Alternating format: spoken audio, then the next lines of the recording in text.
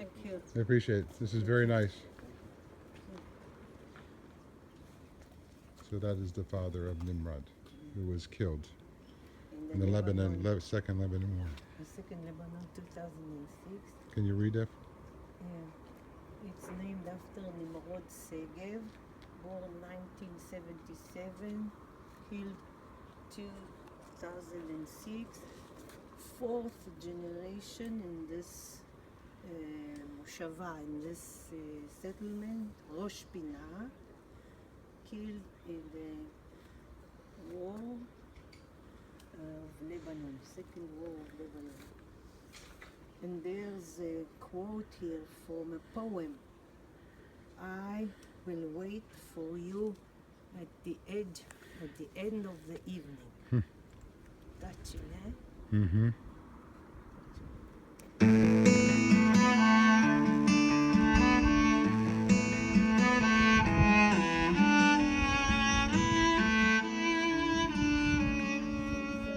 Hello and welcome to Nimrod Lookout, which is named after Nimrod Segev, who has been killed in the Second Lebanon War.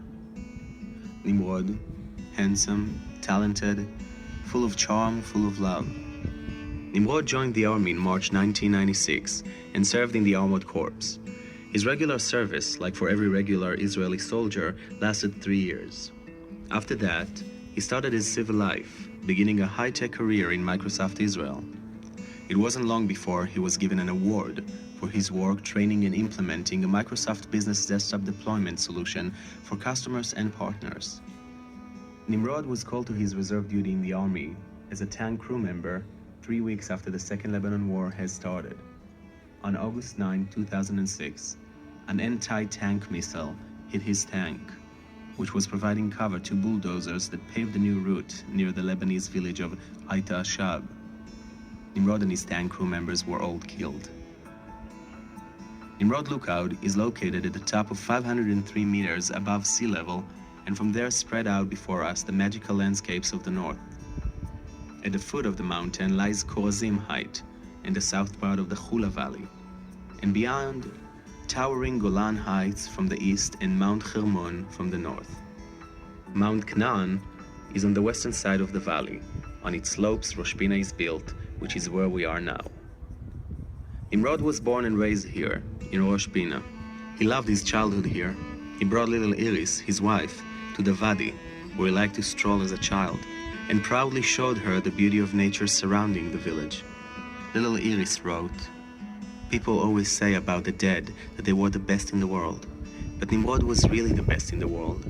Nimrodi passed away on the Hebrew Valentine's Day, leaving me with the love that will never end."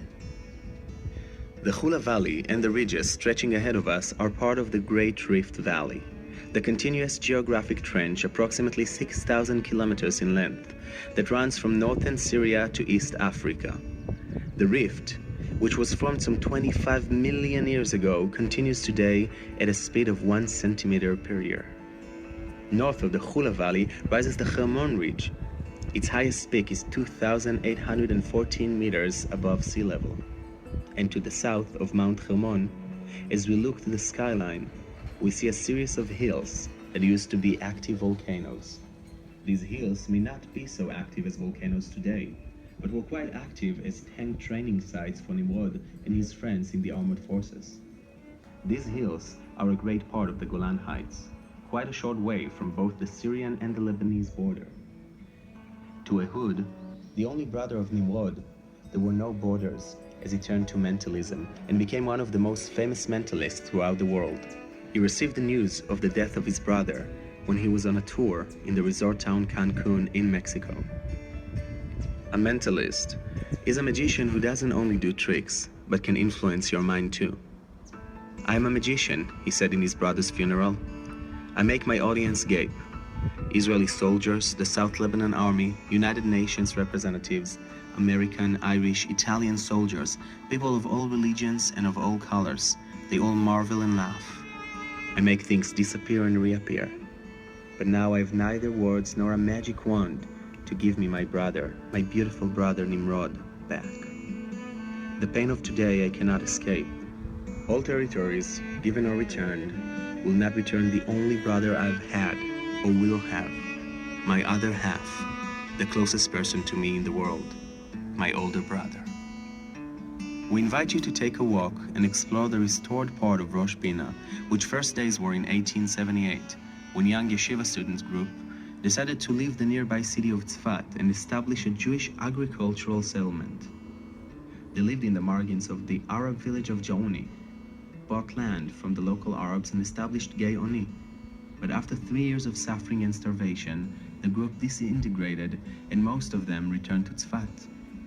Only a few guys were left, holding on to the ground.